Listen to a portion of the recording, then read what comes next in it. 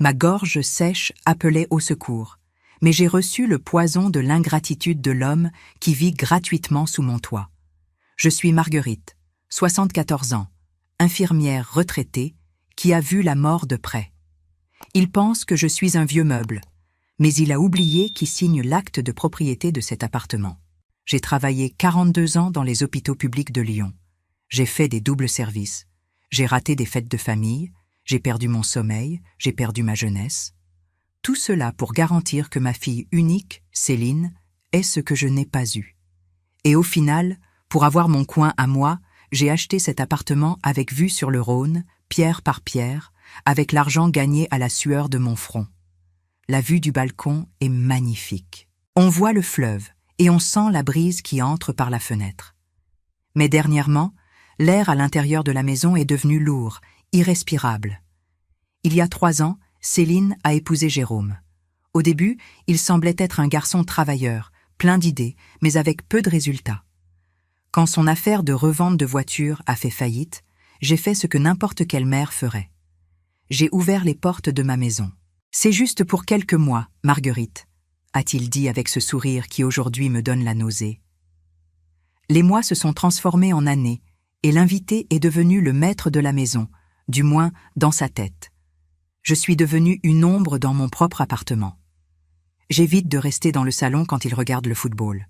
J'évite de cuisiner quand il a faim parce qu'il se plaint de l'odeur de l'ail. Je me suis diminuée pour entrer dans leur vie, pensant que j'aidais ma fille. Céline.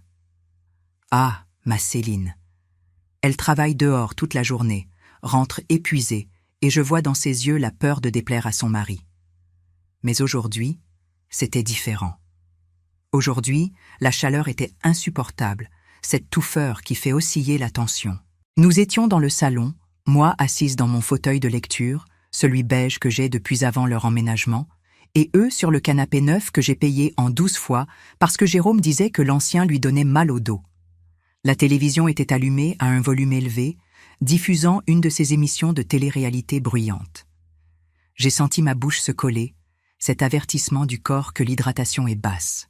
Mes jambes étaient lourdes, les rhumatismes attaqués à cause du changement de temps.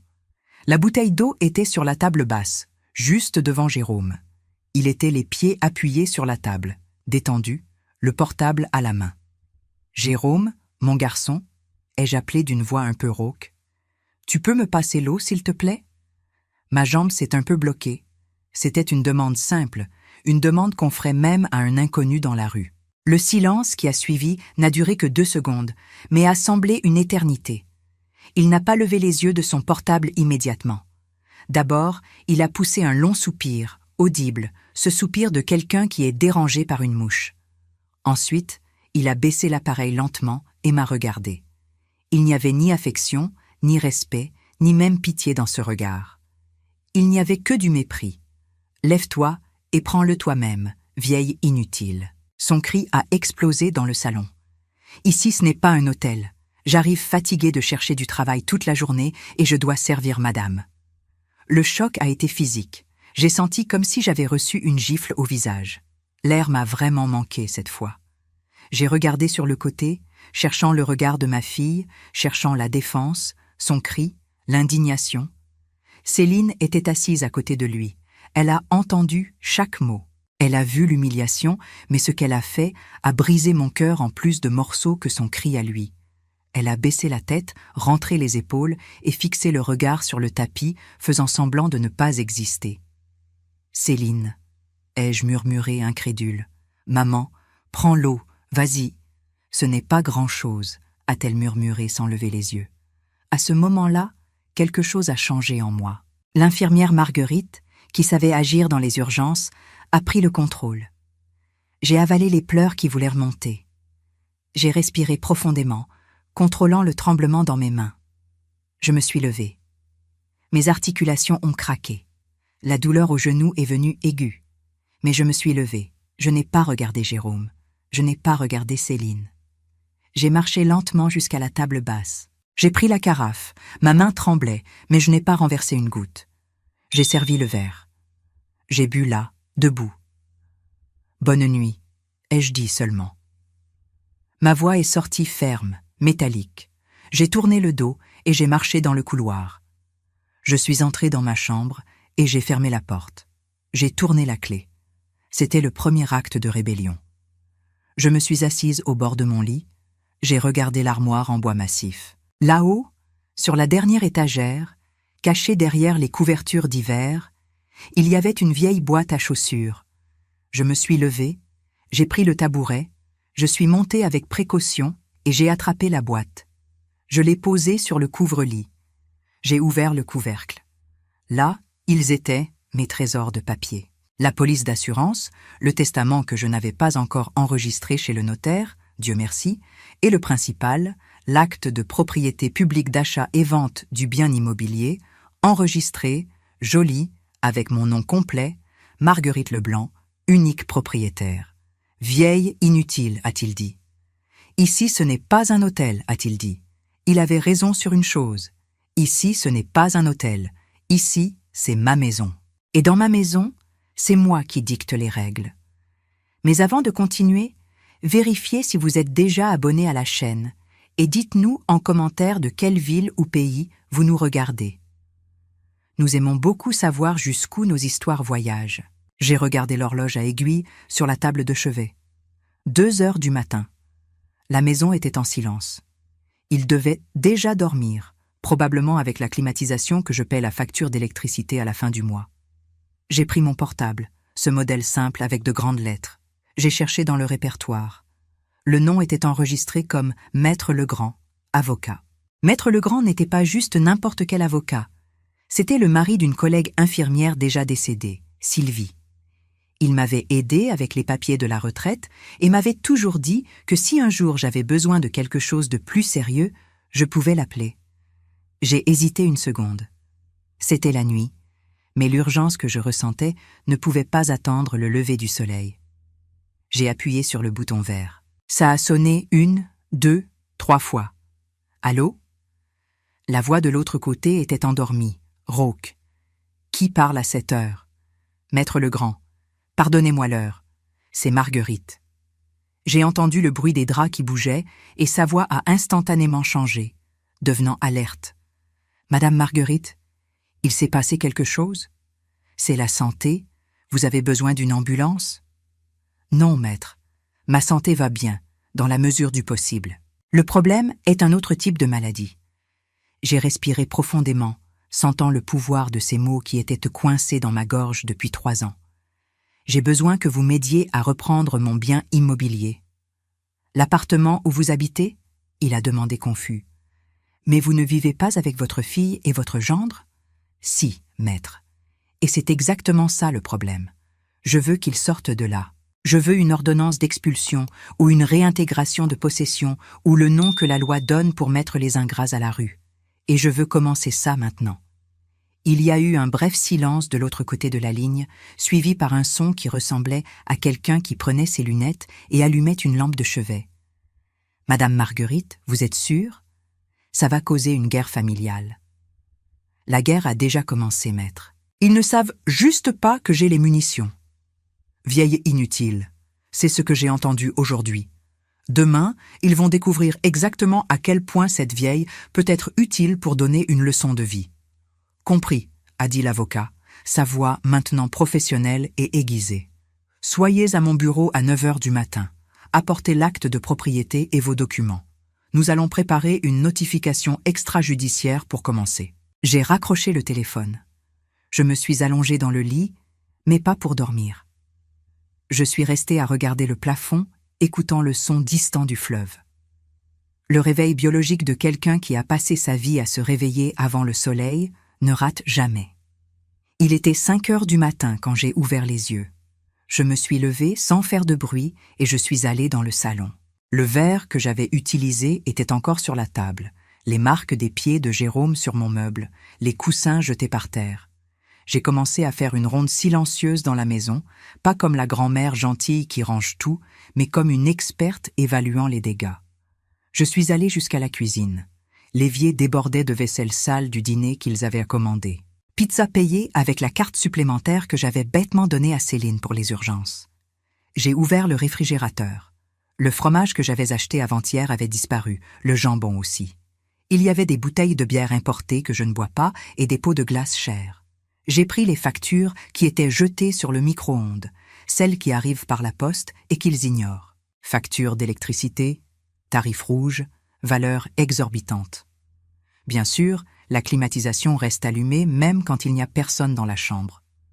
Facture d'Internet, le forfait le plus cher, avec des chaînes de films que je ne regarde jamais. Je me suis assise à la table de la cuisine avec la calculatrice et un stylo. J'ai commencé à additionner. Ce n'était pas juste une question de manque d'éducation ou d'un gendre grossier. C'était un saignement financier constant.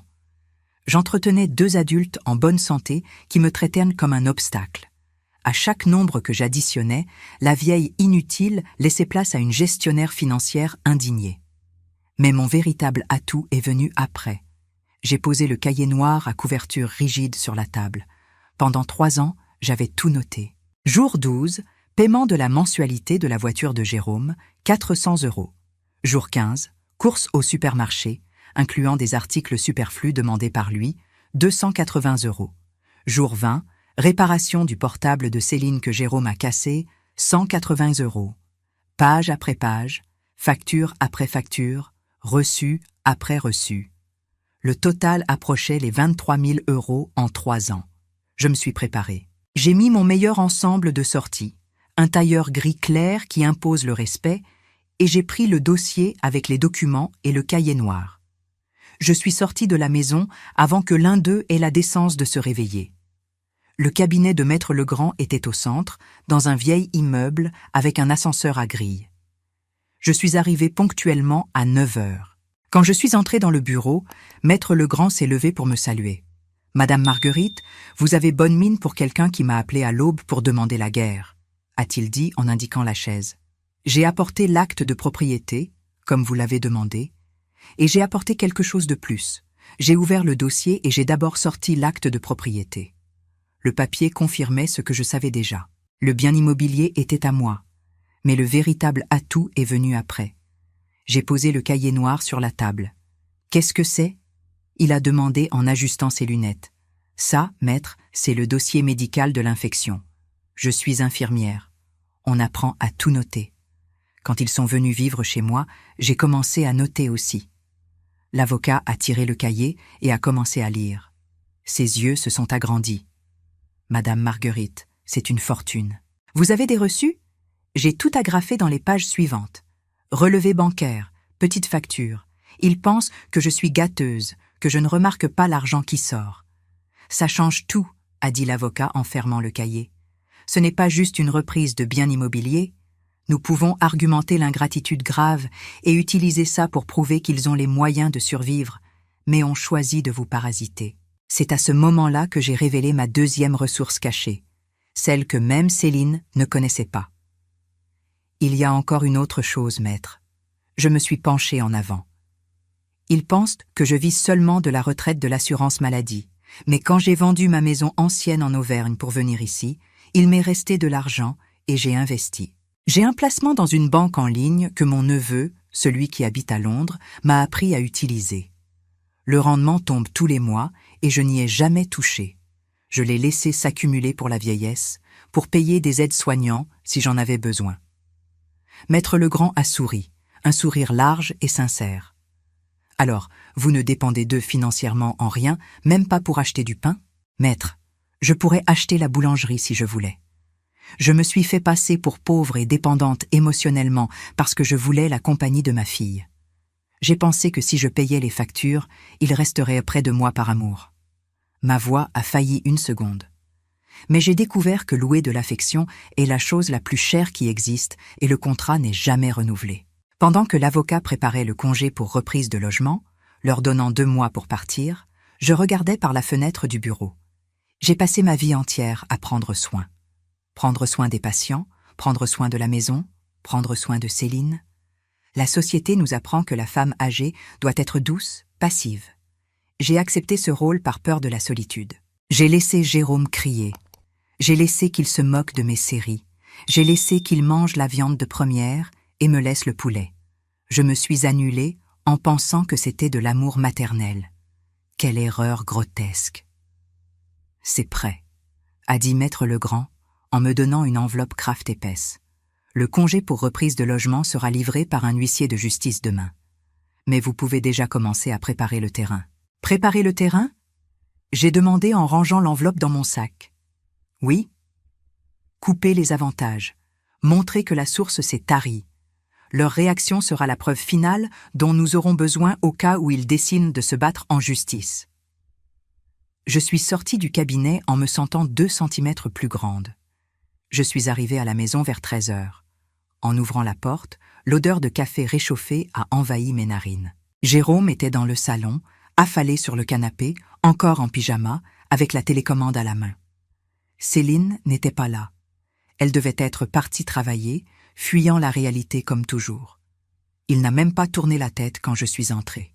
« Vous avez mis du temps, hein, Marguerite ?» a-t-il lâché sans quitter la télé des yeux. « Le frigo est vide, il n'y a pas de déjeuner aujourd'hui ?» Je me suis arrêtée au milieu du salon. J'ai regardé cet homme de 35 ans, en bonne santé, fort, qui refusait de travailler dans n'importe quoi qui n'était pas à son niveau, pendant qu'il exigeait de la nourriture d'une femme de 74 ans. « Je ne suis pas allée au marché, ai-je répondu. Ma voix est sortie calme. Il m'a finalement regardé, fronçant les sourcils, confus par le manque d'excuses. « Et on va manger quoi? Je ne sais pas ce qu'on va manger. J'ai déjeuné dehors. Comment ça? » Il s'est assis, l'irritation montant. « Céline arrive ce soir, morte de faim.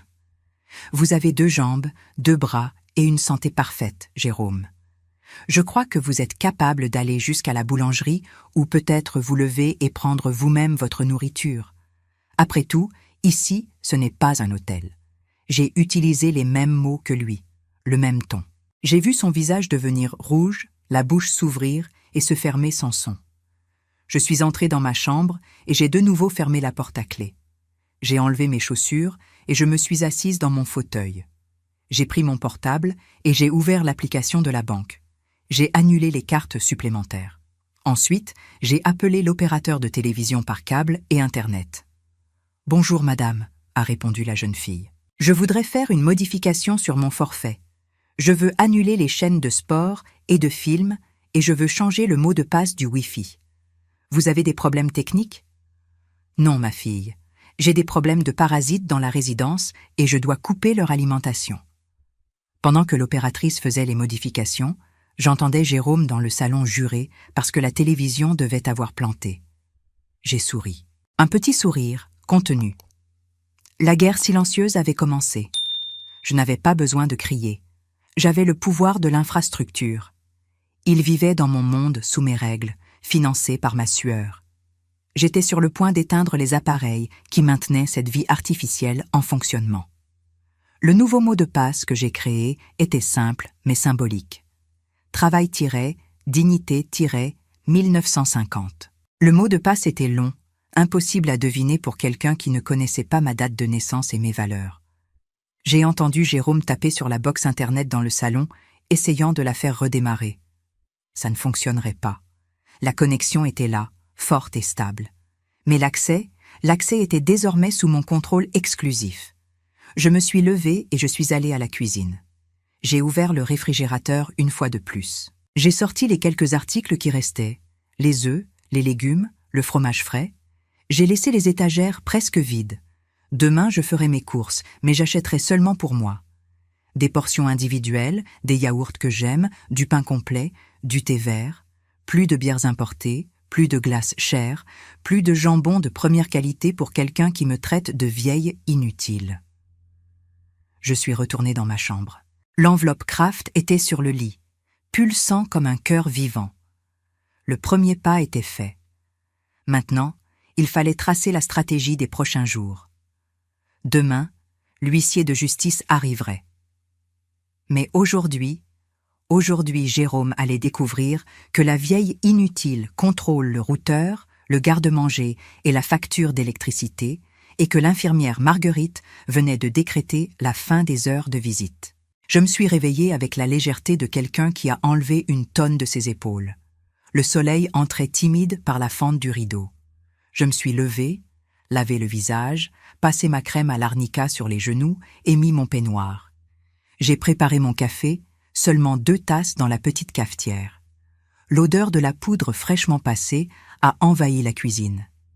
J'ai coupé une tranche épaisse de melon et je me suis assise pour manger.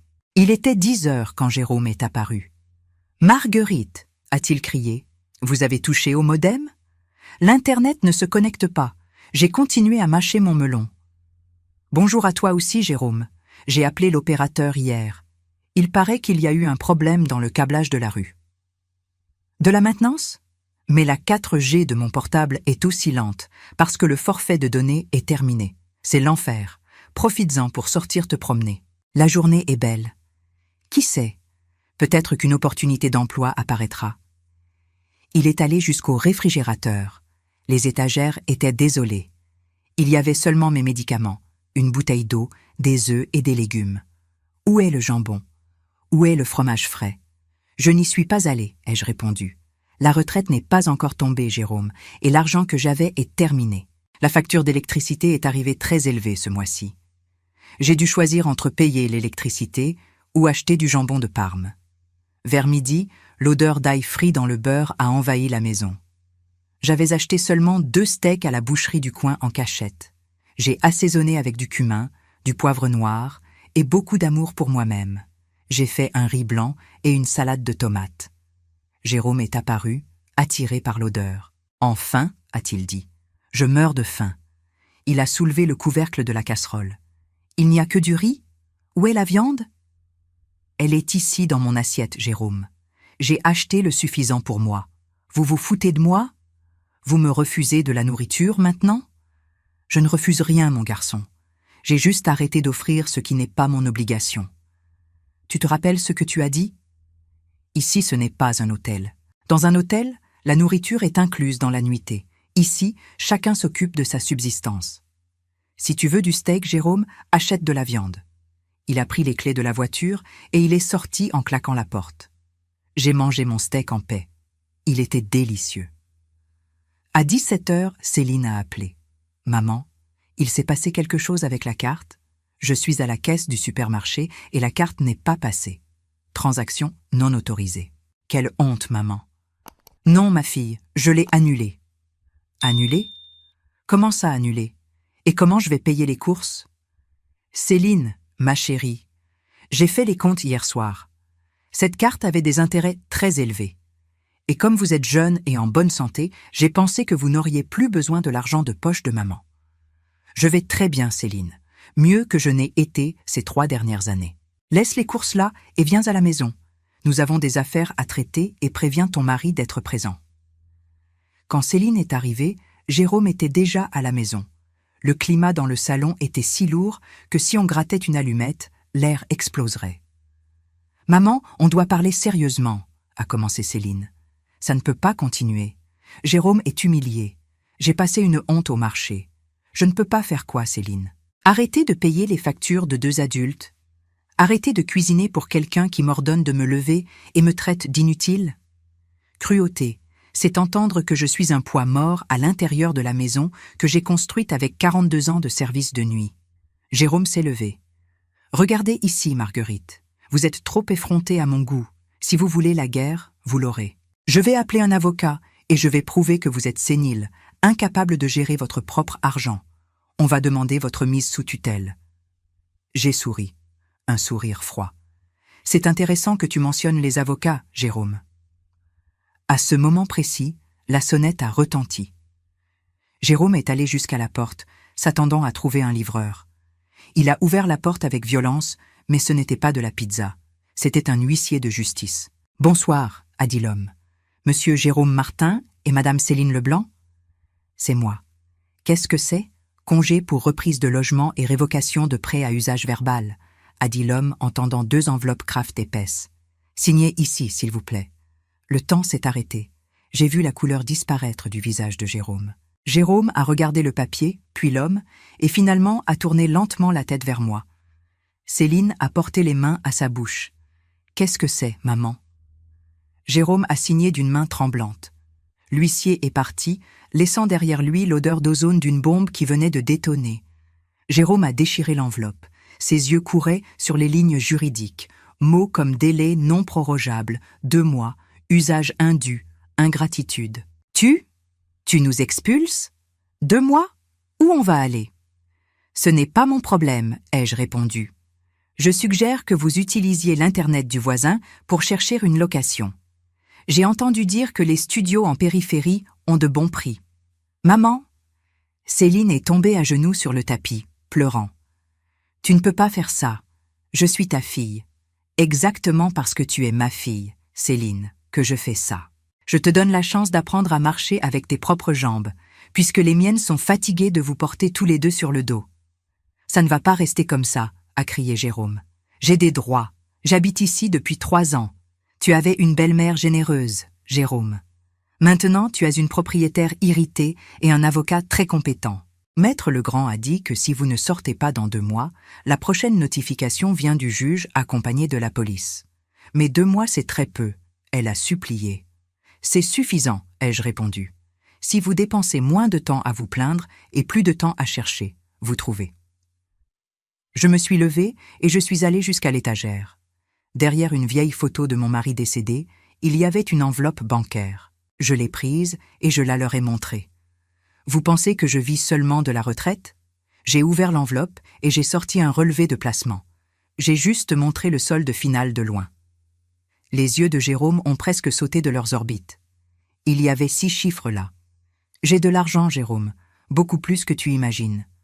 Je pourrais acheter un appartement pour vous si je voulais. Je pourrais payer votre loyer pendant 5 ans. Alors, vous pouvez aider? Et, Marguerite, avec tout cet argent, ça coûte rien de donner un coup de main? Ça coûte? J'ai coupé, glacial. Ça coûte ma dignité. Et c'est un prix que je ne paie plus.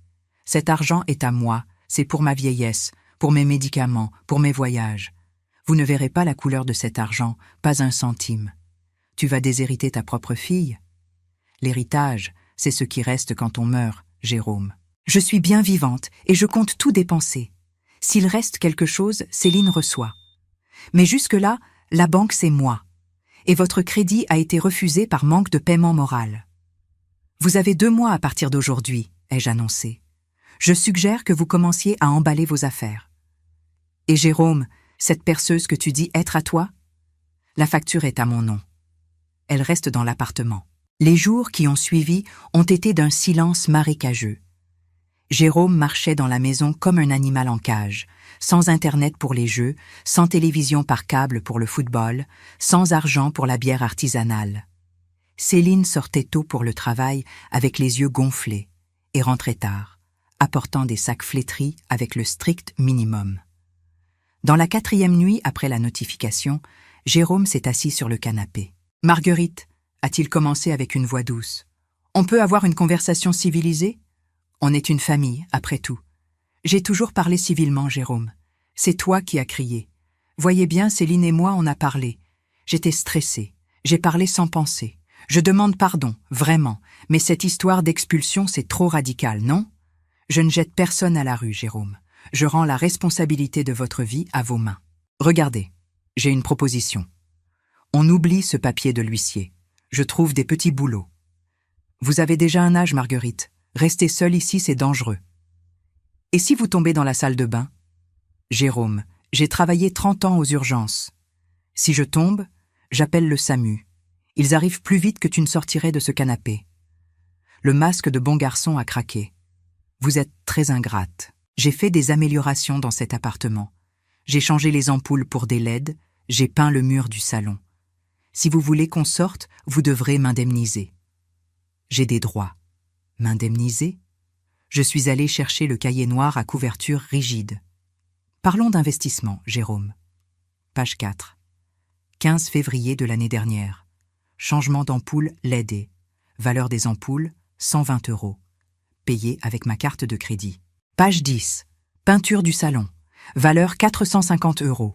J'ai dû payer Monsieur Maurice, le gardien, pour terminer. 200 €. Tout payé par mois. Vous notez tout? Vous êtes folle. Je ne suis pas folle, Jérôme. Je suis organisée. En 3 ans, le total arrive à presque 23 000 €. Céline a lâché un sanglot. 23 000, Jérôme a murmuré. Exactement. Alors, si tu veux aller en justice, sens-toi libre. Mon avocat appelle ça enrichissement illicite, aux dépens d'une personne âgée vulnérable. Ça donne de la prison, tu savais? Céline s'est agenouillée près de mon fauteuil, pleurant. Maman, s'il te plaît, on n'a nulle part où aller. Je veux que vous grandissiez, Céline. Ma voix est sortie ferme. Vous êtes jeune, vous avez la santé. Je suis dans le dernier tiers de ma vie. Je mérite la paix. Les jours suivants, ils ont commencé à emballer leurs affaires. Je les regardais de loin, sans pitié, sans aide. C'était leur épreuve. Et moi, j'étais déjà en train de planifier ma renaissance. Le bruit du camion de déménagement démarrant dans la rue a été la symphonie la plus belle que j'ai entendue depuis des années. Je suis restée sur le balcon, observant le coffre métallique emporter non seulement les meubles bon marché, mais aussi le poids de 3 ans d'amertume. Le salon était vide. L'écho de mes pas sur le parquet semblait dire « Bienvenue de retour, Marguerite ». L'adieu n'a pas eu d'embrassade ni de pardon instantané. La vie réelle n'est pas un feuilleton. Jérôme est descendu avec la dernière caisse en suant à grosses gouttes et il n'a même pas regardé mon visage. Céline est restée plantée à la porte, tenant la clé. Elle était plus maigre. « Maman, on a loué une maison de fond de cour à Vaux-en-Velin. C'est petit, il y a de l'humidité. » Jérôme est furieux. Une maison de fond de cour, c'est un toit, Céline. Beaucoup de gens voudraient en avoir un. Laisse-le être furieux. Qui sait, comme ça il trouve un emploi pour prouver que j'ai tort. Tu ne vas même pas nous rendre visite? Pas maintenant, ma fille.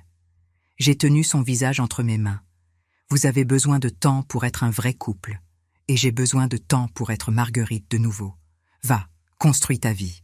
Quand tu viendras me rendre visite, je veux que tu viennes parce que tu as de la nostalgie, pas parce que tu as besoin d'argent. Quand la porte s'est fermée, j'ai respiré profondément. L'air de la maison semblait déjà différent. Ça sentait la possibilité, ça sentait le silence, ça sentait moi. La première semaine a été de désintoxication. J'ai appelé une entreprise de nettoyage profond. Mais le vrai changement s'est produit quand j'ai décidé quoi faire de leur chambre. J'ai engagé un peintre, Monsieur Gérald. J'ai fait peindre d'un ton lavande. J'ai acheté une nouvelle étagère, un fauteuil confortable et une table de travail. Là ne serait plus une chambre d'hôte, ce serait mon bureau et mon atelier de couture. Le jour où j'ai monté ma vieille machine à coudre, cette Singer noire en fer qui était de ma mère, j'ai senti une joie enfantine. Le soleil de l'après-midi illuminait les bobines de fils colorés. J'étais seule, mais je ne me sentais pas solitaire. La solitude, c'est être accompagné de quelqu'un qui ne vous voit pas. Être seul avec sa propre paix, c'est la plénitude. Un matin, je suis descendue dans l'espace commun de la copropriété. Il y avait un groupe de dames qui jouaient aux cartes. « Bonjour les filles », ai-je dit. Madame Odette, la syndic, a ajusté ses lunettes. « Madame Marguerite, bonjour. On a su que votre fille a déménagé. » Elle a déménagé, oui. L'oisillon avait besoin de voler. Écoutez, j'ai vu qu'il y a beaucoup de personnes âgées, ici, qui se plaignent de la difficulté pour aller au centre de santé. Eh bien alors, je suis infirmière retraitée. Qu'est-ce que vous pensez si je descends ici 2 fois par semaine le matin pour faire un check-up? Gratuitement, bien sûr. Leurs yeux ont brillé. À ce moment-là, la Marguerite qui a été appelée inutile est morte définitivement. À sa place a renaît la professionnelle compétente. J'ai commencé le mardi suivant. Je suis descendue avec ma blouse blanche et ma mallette. En une demi-heure, j'avais une queue de voisins. Ce n'était pas juste mesurer la tension, c'était écouter. Je me suis sentie vivante, utile, respectée. Ils m'appelaient infirmière Marguerite. Au contraire, ils m'apportaient du 4/4, du café chaud, des gougères. Acceptez, infirmière Marguerite, vous prenez si bien soin de nous. 3 mois se sont écoulés.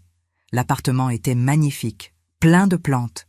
Mon compte bancaire a recommencé à grossir. C'était un dimanche après-midi que le téléphone a sonné. C'était Céline. « Salut, maman !» Sa voix était différente, plus ferme. « Jérôme a trouvé un emploi, maman, dans un magasin de pièces d'automobile. C'est loin. Il prend 2 bus. Le salaire n'est pas extraordinaire, mais c'est le sien. » J'ai souri. « C'est bien, Céline. Le travail dignifie. Et toi? » J'ai eu une promotion au magasin. On est serré, maman. Mais on a payé le loyer avec notre argent. Il nous est resté 50 €. On a fêté ça en mangeant des crêpes au marché. J'ai senti un nœud dans la gorge. Des crêpes au marché. C'était le goût de leur victoire. Je suis contente, ma fille. Jérôme voulait demander de l'argent pour réparer la voiture. J'ai dit non. J'ai dit ma mère n'est pas une banque. Il s'est fâché, mais le lendemain il est allé travailler en bus. Tu deviens une femme forte, Céline. J'avais quelqu'un à qui ressembler, non? Maman, pardon pour tout. J'avais besoin de ce choc. Tu as sauvé ma dignité. J'ai juste donné la poussée, ma fille. Voler, c'est avec toi. J'ai raccroché en sentant une paix profonde. La leçon a été dure, amère, mais elle a guéri. Je suis allée sur le balcon et je me suis assise face au Rhône. Le ciel était peint d'orange et violet. J'ai pensé à voyager. Maître Legrand m'avait parlé d'une excursion pour le Portugal en septembre. Je veux voir le Tage. Je veux boire du vin de Porto. Je veux dépenser mon argent avec moi. J'ai pris ma bouteille d'eau en verre. J'ai rempli un verre en cristal. L'eau était glacée, cristalline, pure. Je me suis rappelé de cette nuit du cri. Lève-toi et prends-le toi-même, vieille inutile. Ce cri n'a pas été la fin, ça a été le commencement. J'ai porté le verre à mes lèvres et j'ai bu. Jamais une eau n'avait eu un si bon goût. Le goût de la liberté, de l'autonomie, de la justice faite de mes propres mains. Je suis Marguerite, 74 ans, infirmière, propriétaire, voyageuse et femme. Inutile? Seulement pour ceux qui ne savent pas le poids que ces mains peuvent porter et la force qu'elles ont pour ouvrir des portes et les fermer aussi. Le fleuve continuait à battre contre les pierres là en bas, éternel, fort, infatigable, tout comme moi. Demain, j'ai un service de mesure de tension à 8 heures. Et après, je vais acheter une nouvelle valise, une bien grande. La soif que j'avais a été étanchée. Maintenant, ce que j'ai, c'est faim de vivre. Si cette histoire a touché votre cœur, répondez ici dans les commentaires. À ma place, qu'auriez-vous fait? N'oubliez pas de regarder la prochaine vidéo qui apparaît sur votre écran. Elle apporte un rebondissement surprenant et émouvant qui vous captivera du début à la fin.